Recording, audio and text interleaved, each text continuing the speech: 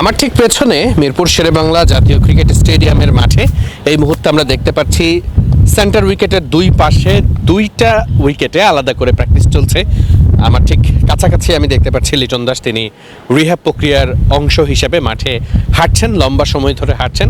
এই দৃশ্যগুলো আসলে তখনই দেখা যায় যখন আসলে একটা সিরিজের খুব সামনে বাংলাদেশ দল থাকে। সাধারণত কোনো হোম সিরিজের আগেই এই দৃশ্যগুলো বেশি দেখা যায়, তবে এই সিরিজটা আসলে হোম সিরিজ না, সেই অতি স্মরণীয় অতি ঐতিহাসিক একটা সিরিজ। 23 বছর পরে বাংলাদেশ অস্ট্রেলিয়াতে যাচ্ছে টেস্ট সিরিজ খেলতে, তাই স্মরণীয় বা ঐতিহাসিক যে কোনো শব্দ দিয়েই আপনি এটাকে বিশেষায়িত করতে পারবেন।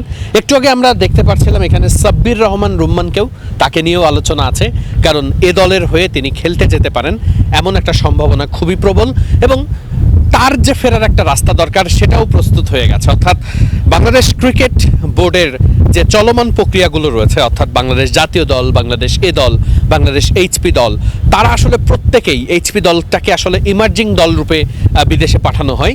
অর্থাৎ প্রত্যেকটা দল কিন্তু এখন ব্যস্ত সময় পার করছে। আমরা ফুটবল বিশ্বকাপের ডামাডোলে ছিলাম, ক্রিকেট অনেকটাই তখন খুব একটা আলোচিত হয়নি, চর্চিত হয়নি, তবে এখন আবারও কিন্তু বাংলাদেশ ক্রিকেট আবারও সেই নিজেদের ব্যস্ত সময়ের পথে পা দিচ্ছে। অস্ট্রেলিয়াতে বাংলাদেশ দল কেমন করবে সেটা নিয়ে কাটাছেঁড়া হবে। নাহিদ রানা খেলতে পারছেন না, এটা নিয়ে সবার আক্ষেপ আছে, তবে একই সাথে এটাও কিন্তু বুঝতে হবে নাহিদ রানা যখন থাকবেন না তখন বাংলাদেশ টেস্ট দলের সক্ষমতার জায়গা আসলে কতটা। আমরা জানি এই দলের অনেক নতুন ব্যাটসম্যান এসেছেন। নতুন বলতে আমি যাদেরকে বলছি, সৌম্য সরকার কিংবা তানজিদ হাসান তামিম, তিনি গত টেস্টেও ছিলেন, তবে এই ব্যাটসম্যানদের ওই কন্ডিশনে, বাউন্সি কন্ডিশনে আমরা এক্সপেক্ট করি যারা শট খেলতে পারেন, সৌম্য সরকারদের মতো ব্যাটসম্যান সেই জায়গাটাতে ভালো করার সুযোগ আছে। এই ব্যাপারগুলো কিন্তু একটু দেখে নেওয়া বা এই ব্যাপারগুলোতে ভালো করার সুযোগ থাকবে, সবার চোখ থাকবে, এবং সেটার আগে কিন্তু দরকার একটা শক্তপোক্ত অনুশীলন। আমরা দেখছি সেই সকাল থেকে অনুশীলন চলছে। ঠিক এই মুহূর্তে আমরা একটা পাশের উইকেটে দেখছি নাজমুল হোসেন শান্ত এবং মুমিনুল হক, টপ অর্ডারের দুই ব্যাটসম্যান, তারা ব্যাটিং করছেন। সেখানে কোচরা আছেন, ম্যানেজার নাফিজ ইকবাল খান রয়েছেন, এবং আরেকটা পাশের উইকেটে যদি আমরা একটু তাকাই, সেখানে কিন্তু আমরা দেখতে পাচ্ছি অস্ট্রেলিয়ার যে পেস অ্যাটাক, সেটাকে সামলে নেওয়ার জন্য যে প্রস্তুতি দরকার, কিছুটা যাতে কাটিয়ে ওঠা যায়, গ্রানাইটের স্ল্যাব ব্যবহার করা হচ্ছে, অনেক উঁচু থেকে মেশিনের মাধ্যমে বলটাকে সেখানে ফেলা হচ্ছে যাতে অতিরিক্ত বাউন্স থাকে, এবং খুব স্বাভাবিকভাবেই দারুণ যে প্র্যাকটিস সেশন সেটা কিন্তু চলছে। আমরা যতটুকু জানি যে 31 ডিসেম্বর পর্যন্ত এই অনুশীলনটা টানা চলতে পারে, এবং 31 ডিসেম্বর মধ্যরাতে হয়তোবা বাংলাদেশ দল এদিক ওদিক হতে পারে 1-2 দিন, তবে ওই 31 বা 1 তারিখের দিকেই বাংলাদেশ দল অস্ট্রেলিয়ার পথে আসলে তারা রওনা হবে, এবং বাংলাদেশ দল অস্ট্রেলিয়াতে গিয়ে একটু সময় নিয়েই সেই কন্ডিশনের সঙ্গে অ্যাডাপ্ট করার চেষ্টা করবে।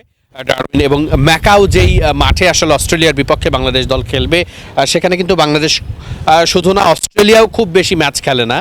সেই কন্ডিশনটাকে অস্ট্রেলিয়া কিভাবে বাংলাদেশের জন্য প্রস্তুত করে সেটাকে অ্যাডাপ্ট করা, সব কিছু মিলিয়ে এই টেস্টের বাংলাদেশের ফলাফল যেটাই হোক না কেন, বাংলাদেশ দল আসলে কোন মোমেন্টাম নিয়ে সেখানে খেলতে যাচ্ছে, কোন মোমেন্টামে বাংলাদেশ দল সেখানে ফাইট করবে, এমনকি ম্যাচ সিচুয়েশনে ম্যাচ জেতার মতো পরিস্থিতিগুলো নিজেদের দিকে আনার চেষ্টা করে, সেটাই আসলে দেখার বিষয়। নিশ্চিত করেই সামনে ভারত সিরিজ আছে, সেটা নিয়ে এখন থেকে আলোচনা হচ্ছে। সব কিছু মিলিয়ে বাংলাদেশ ক্রিকেট নিয়ে নিশ্চয়ই আমরা যেমন খুব ব্যস্ততার মধ্যে আবার প্রবেশ করতে যাচ্ছি, আপনারা যারা দর্শক আছেন, যারা বাংলাদেশ ক্রিকেটের ইন্টেন্স ফ্যান, যারা সব সময় ফলো করেন, বাংলাদেশ ক্রিকেটের খোঁজ খবর রাখেন, তারাও নিশ্চয়ই এই সময়টাকে উপভোগ করার পথে আছেন। মিরপুর শেরেবাংলা জাতীয় ক্রিকেট স্টেডিয়াম থেকে ওয়াহিদ মুরাদ, মিডফিল্ড।